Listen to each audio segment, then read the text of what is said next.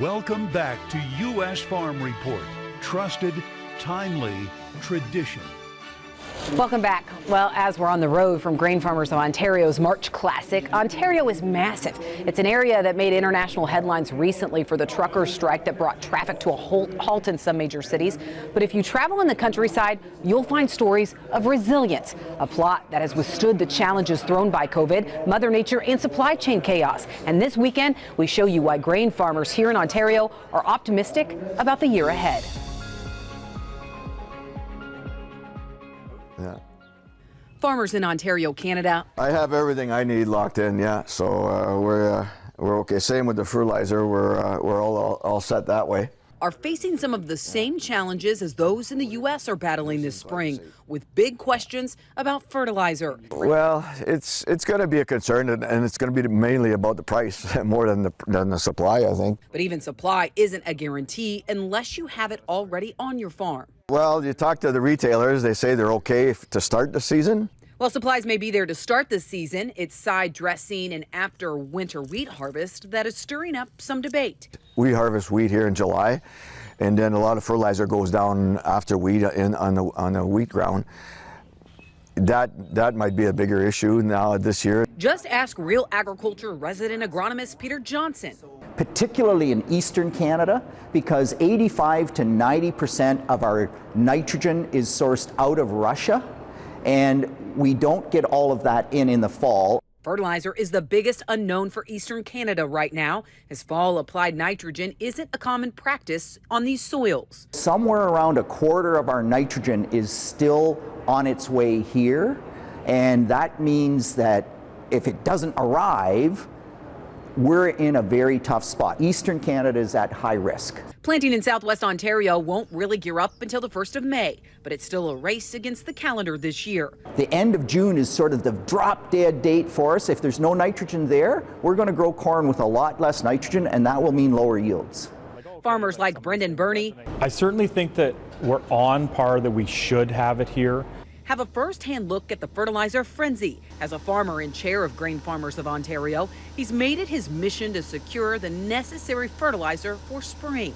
We've been able to work with the provincial government to kind of escalate it a little bit, because we had some boats that were close to Canadian waters, but we weren't sure they were going to actually get their paperwork to get unloaded. But those were allowed in. They have unloaded. And he says with about 20% of the fertilizer still not in Ontario, each vessel filled with fertilizer is vital. Some were not even tied to Russia, so there was some confusion there. From boats stuck at sea to shipments facing a steep tariff on arrival, the crisis in Ukraine and sanctions on Russia is causing shipping concerns for vessels already at sea. Well, at this point, there are other places in the world that would take the fertilizer regardless. And I think that that's where we're competing against. So in this case, if fertilizer was paid for in the fall that was supposed to be here, and now you're looking at a tariff on it, it's hurting more the Ontario farmer at this point, because the money's already exchanged hands.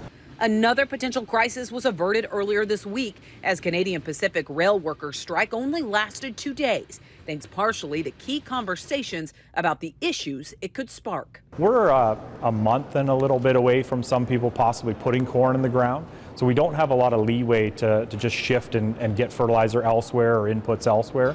So we did try to stress that the biggest, discussion point for us is keep them at the table, so that a solution can come sooner rather than later.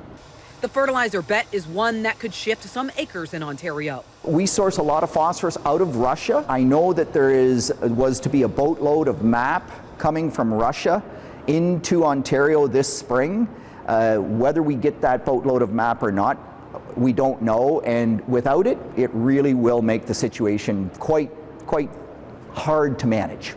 But the options here are vast. Corn, soybeans, wheat, canola, barley, and oats, as well as vegetables. But Johnson says farmers are doing everything they can to stick to the rotation. It's a day-by-day situation, and we do have more time because we can get till the end of June, but how do you find nitrogen supplies in that time frame is really tough. Winter wheat is a staple in Ontario, but thanks to a wet fall, those acres saw a sharp drop this year. We're way down, probably 2/3 of normal. Snowfall this winter has been steady, which means the soil moisture will be prime this spring. A bright spot as Canadian farmers face a unique battle with a federal carbon tax. It's an escalator here that goes from now till 2030, raising each year per the metric tons that you're using. But Bernie says grain farmers of Ontario have been making the case to federal government that agriculture is the solution, not the problem. In terms of grain drying, we've had people take corn off with just on their own farm and have $10,000 in carbon tax paid out of their pocket. And that's money that would be invested in the farm, would be invested in the community. On the farm level, supply chain issues are similar to what U.S. farmers face as well. And the trucker strike that garnered national attention recently didn't really impact those in the middle of farm country here. Other than getting a few parts that you needed, it didn't really affect us too much. We all saw what was going on, but as far as impacting the farm itself, in the middle of winter, it didn't really affect us much. No matter the challenge, grain farmers in Ontario have consistently answered the call. We've shown them that we are a resilient sector. Whether it's COVID, the environment, we're here to be part of the good story that comes out of Ontario. As grain farmers of Ontario say, farmers here always find a way to get it done. Well, commodity prices have been one of those bright spots. From the impact of the crisis in Ukraine to a softer focus on trade, though, our marketing roundtables re-emerge from the Grain Farmers of Ontario March Classic next. U.S. Farm Report is brought to you by Firestone Ag. The Firestone Ag Dealer Network offers you the support, inventory, and resources you need. Visit firestoneag.com to